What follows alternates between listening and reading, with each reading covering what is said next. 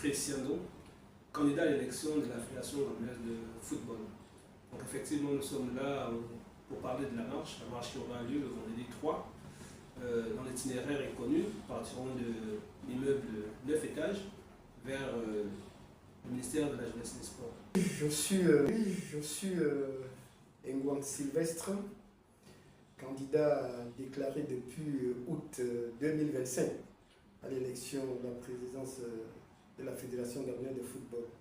Monsieur Essia, pouvez-vous peut-être déjà revenir sur votre propos liminaire alors que vous preniez la parole? Pourquoi? Oui, merci. Comme je vous disais encore, merci de nous permettre de dire la vérité aux Gabonais. Parce qu'il est important ici d'édifier le grand public sur ce qui se passe au niveau de la Fédération gabonaise de football. Vous vous souviendrez que j'aurais déclaré ma candidature un 3 janvier 2026. Mais nous avons connaissance de la loi 033/2020. Cette loi qui est foulée aux pieds depuis plus de 5 ans par le bureau sortant. Que dit cette loi? Cette loi dit tout simplement qu'en République gabonaise, toute association, toute organisation, notamment, devrait, n'est-ce pas, avoir un récépissé de création, d'avoir un agrément technique, mais également de faire valider ses statuts au niveau du ministère de la Jeunesse et des Sports qui est la tutelle. Malheureusement, on se rend compte que cette loi promulguée en 2021 n'a jamais été respectée. Donc pour cela, nous avons saisi le Sénat, nous avons saisi l'Assemblée nationale et même la tutelle qui est le ministère pour leur demander de faire respecter la loi. Pourquoi? Parce qu'en fait, la fédération actuelle a organisé un congrès dans l'illégalité. Plusieurs raisons déjà, parce que le congrès, il était organisé hors délai statutaire, parce que conformément au statut de la Fédération gabonaise de football sur le 2013, il est clairement dit que le congrès est supposé être tenu au plus tard au mois de mars de chaque année, alors que le 63e congrès de la Fédération gabonaise de football a été tenu en juin. Ce qui est encore plus grave, ce sont les dispositions de ce congrès. C'est-à-dire, il y a certains éléments qui ressortent de ce congrès, notamment l'augmentation du corps électoral, la modification des statuts en ces termes-là que maintenant, il fallait avoir des parrainages pour prétendre à la présidence de la Fédération gabonaise de football, mais aussi le fait d'avoir ajouté une commission dite d'éthique pour pouvoir valider un certain nombre de candidatures. Donc nous avons contesté tout cela et nous avons fait part au ministère de nos différentes inquiétudes. Et nous avons eu la chance d'avoir le retour ici. Et qu'est-ce qui en sort? Effectivement, le retour, nous avons deux retours que nous pouvons aujourd'hui exprimer. Celui de l'Assemblée nationale, qui nous a renvoyé vers la tutelle, mais également le retour du ministère lui-même. Parce que le ministère le disait, le ministre, dans une de ses interviews, disait clairement que 19 fédérations sur 22 au Gabon étaient dans l'illégalité. Donc, il confirmait déjà ce que nous on disait.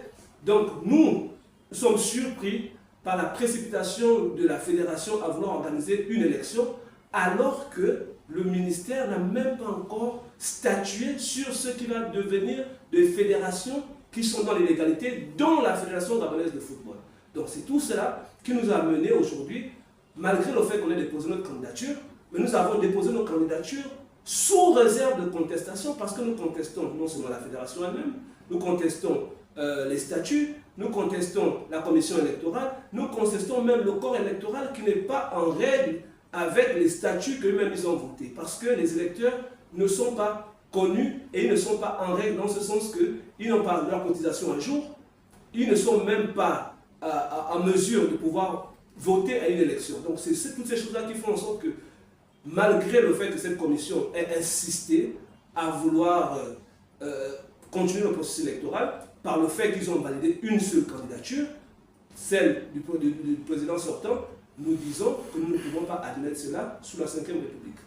C'est inadmissible certainement sous la Ve République, et d'ailleurs cela fait grand bruit actuellement, et c'est la raison pour laquelle toutes ces requêtes ont été émises à qui de droit, mais qu'à cela ne tienne, il y a tout de même une urgence qui prévaut certainement. Il faut procéder à l'organisation de cette élection en dépit de tout ce qui peut y avoir été, dit. Pensez-vous qu'il pourrait y avoir une manipulation au regard de tout ce qui se dit actuellement?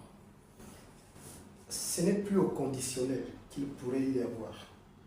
Il y a manipulation. et de façon manifeste. Comment pouvez-vous le prouver? Je vais vous le dire. Vous savez, toute société est normée. Toute société a des règles. Si on n'arrive pas à respecter les règles que nous-mêmes nous mettons en place, on ne peut pas espérer à une bonne gouvernance. Ça, c'est le problème que nous avons à la Fédération gabonaise de football. S'il y aurait eu une bonne gouvernance, on aurait des bons résultats dans le domaine sportif. Ça, c'est le premier problème. Le deuxième problème, c'est toujours sur les règles de bonne gouvernance. Ça veut dire quoi? Il a déjà rappelé le congrès qui s'est tenu le 29 juin 2025. Ce congrès a été tenu sur la base des statuts de 2013. Et ce sont ces statuts de 2013 qu'ils ont foulés aux pieds. Par comment? Je ne vais pas revenir sur les points qu'il a relevés. Il est dit que la commission électorale et la commission de recours se mettent en place concomitamment au cours d'un congrès ordinaire. Et il s'avère que la commission de recours a été mise en place au congrès de 2024, pendant que la commission électorale s'est mise en place au congrès de juin 2025. Et ce sont ces deux organes qui sont là pour administrer les élections. Ça, c'est un. De deux, il a rappelé que le congrès s'est tenu hors délai. Donc, ce qui veut dire que ce congrès est caduc. Autrement dit, toute décision issue de ce congrès n'est opposable à personne. Parce que c'est un congrès illégitime, tenu illégalement. Donc, les décisions issues de ce congrès, on ne doit pas en tenir compte. Donc, par conséquent, aucune élection, en principe, ne devrait avoir lieu dans ces conditions-là. Quand on veut être responsable, quand on veut être patriote, si tant est que c'est pour cela qu'on se bat. Donc, le comité en place à Ovendo devrait normalement se ressaisir. Depuis les premières saisines de mon collègue. Donc, il devrait se ressaisir à partir de là. D'autres saisines ont été faites à l'endroit du président du comité exécutif actuel.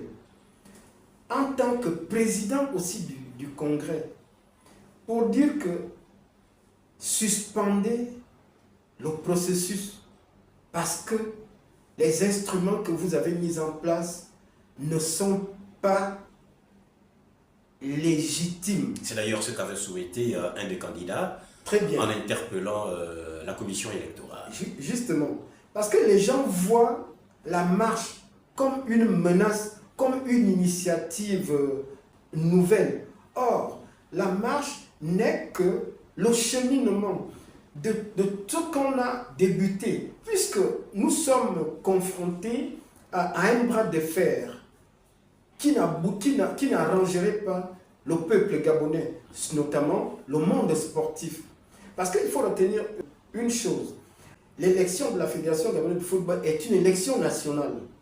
Donc on ne doit pas s'amuser avec. C'est un problème de souveraineté. Donc c'est pour cela nous marchons dans la voie administrative, nous marchons sur la voie juridique, légale. Aussi, nous regardons la voie de la rue. Donc, si on ne nous écoute pas par rapport au texte, peut-être on nous écoutera par rapport à la voie de la rue.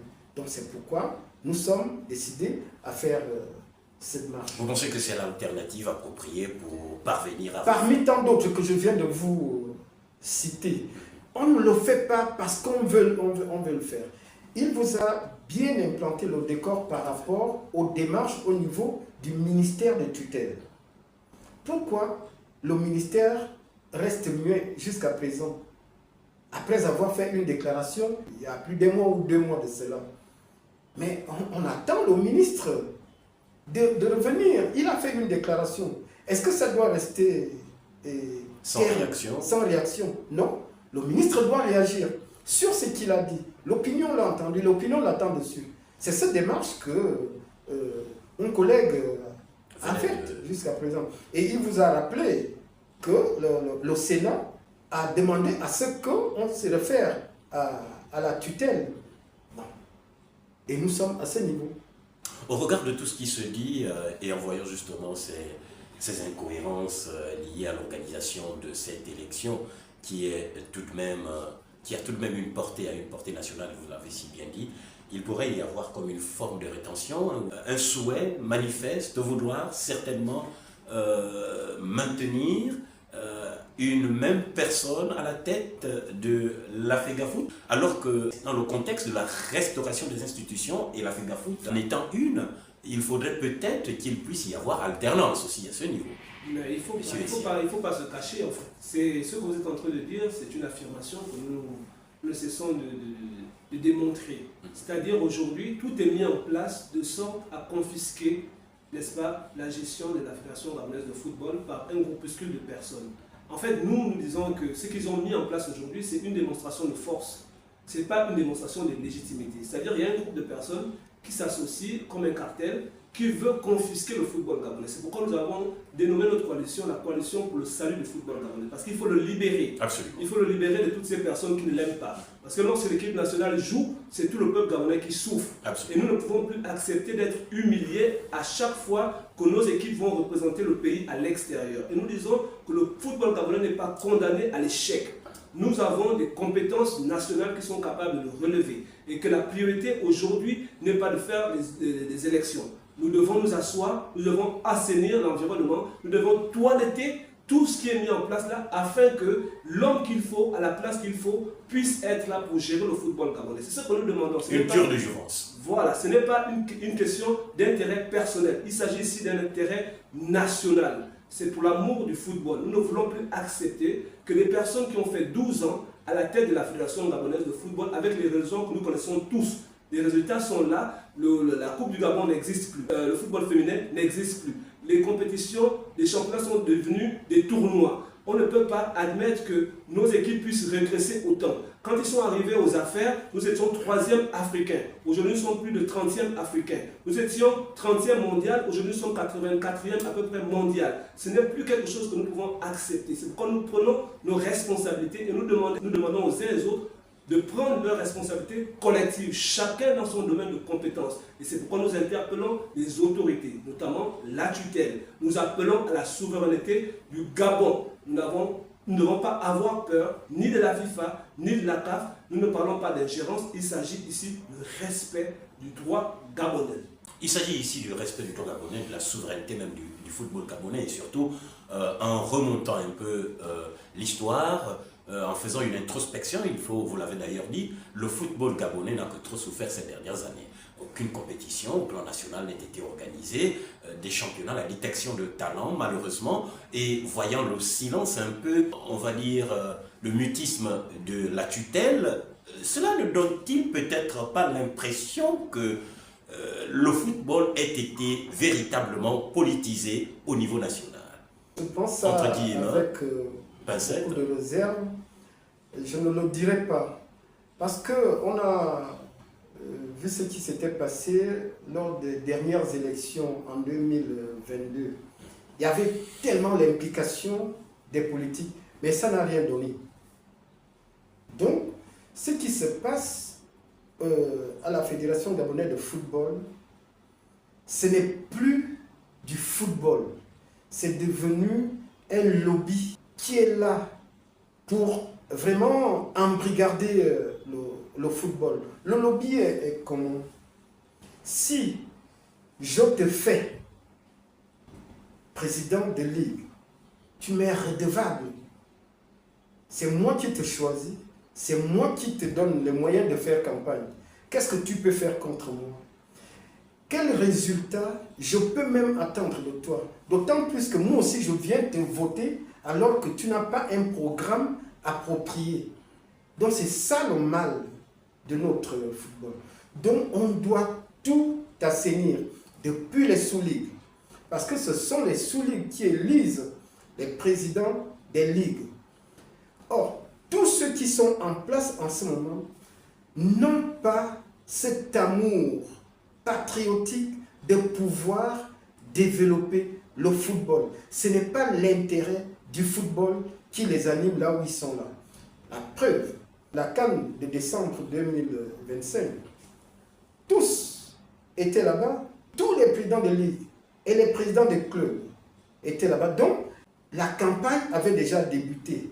C'était pour continuer à montrer que vous devriez être fidèles à moi.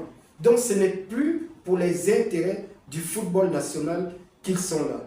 Et pour y arriver, si on a vraiment cette envie de refaire le football, il faut mettre un terme.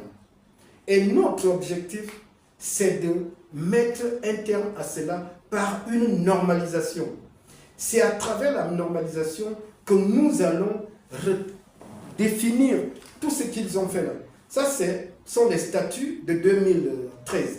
Là, c'est le brouillon, moi j'appelle ça un brouillon, qu'ils ont adopté lors du congrès de 2029. Donc tout ça, comme il a dit, ne permet pas aujourd'hui de faire une élection qui peut amener des Gabonais capables, compétents à faire du football, comme nous cherchons à le faire. Nous sommes embrigadés à travers ces statuts. Donc nous allons tout faire. Peut-être que ce n'est pas la dernière marche. Si rien n'est fait, on va continuer à mener d'autres actions pour qu'il y ait un blocage total qui nous conduirait à la normalisation. Sans ça, le football gabonais ne va pas décoller. Il faut absolument certainement faire obstacle à toute cette manigance qui hypothèque l'évolution du football gabonais, raison pour laquelle vous estimez que l'alternative possible pour mettre un terme à cette incompatibilité n'est rien d'autre que l'organisation d'une marche, Monsieur le Président Essiandon, et comment comptez-vous vous y prendre? Mais déjà, il faut rassurer les uns et les autres. La marche que nous voulons organiser, c'est une marche pacifique. Il ne faudrait pas que rompre sur les objectifs qui sont les nôtres. Notre objectif ici est de nous faire entendre. Et nous savons que nous ne sommes pas les seuls à souffrir des maux du football gabonais.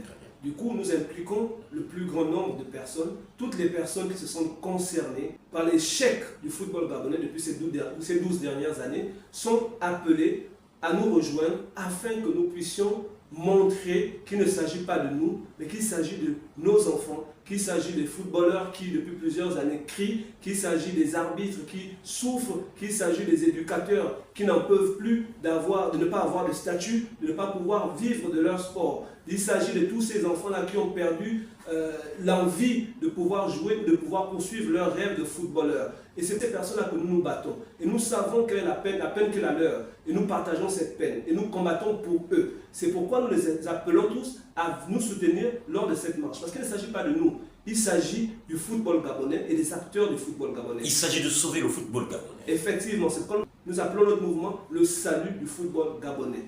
Et si je veux dire ici que nous ne sommes pas seuls, il ne s'agit pas simplement des candidats. La coalition, dans cette coalition, elle embarque plusieurs mouvements sportifs. Nous avons l'association des footballeurs professionnels qui est avec nous. Nous avons l'association des footballeurs gabonais qui sont avec nous. Nous avons l'association des football amateurs. Donc tous ces mouvements sportifs nous accompagnent dans le fait de pouvoir apporter le salut que nous n'avons plus, afin que nous puissions avoir l'essor vers la félicité dans le domaine du football gabonais et surtout reprendre les mots du président de la République qui nous a dit quand il a pris le pouvoir qu'il venait pour restaurer les institutions. Et l'institution Fédération gabonaise de football doit être restaurée. Et sous l'ordre, je le dis encore, de la 5e République, nous ne pouvons plus admettre ce genre de choses. S'il y a eu le 30 août, c'est parce qu'il y a eu violation des textes, c'est parce qu'il y a eu confiscation du pouvoir et un homme s'est levé. Et nous, la génération qui l'a vécu, nous ne pouvons pas admettre que ces personnes qui sont à la fédération puissent continuer.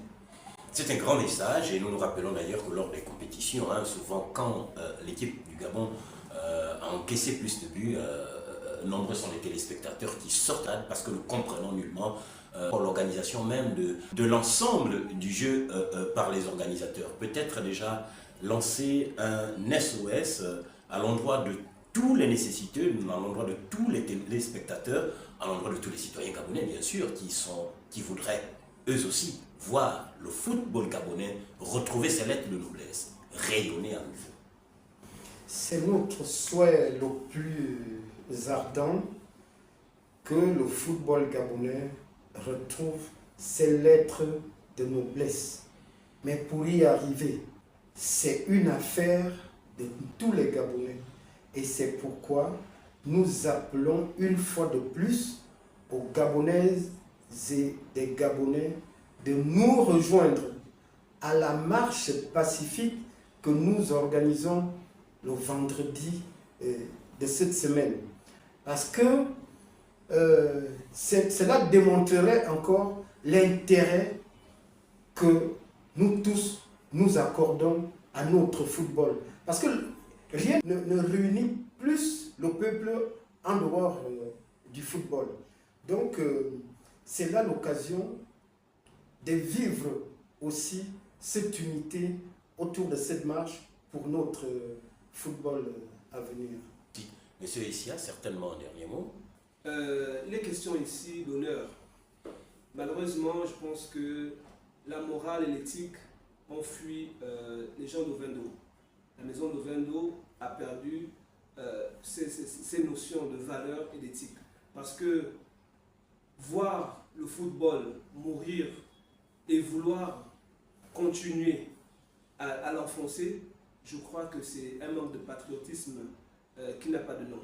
Et nous interpellons ces personnes-là à ce qu'ils reviennent à de meilleurs sentiments. Parce qu'il s'agit du Gabon, nous avons un seul pays et il y a beaucoup de personnes qui souffrent du fait de leurs agissements au niveau de la Fédération gabonaise de football.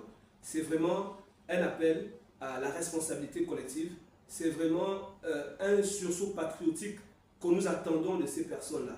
Parce qu'au-delà de tout ce qui se dit, tout ce qui se fait, nous sommes d'abord tous Gabonais.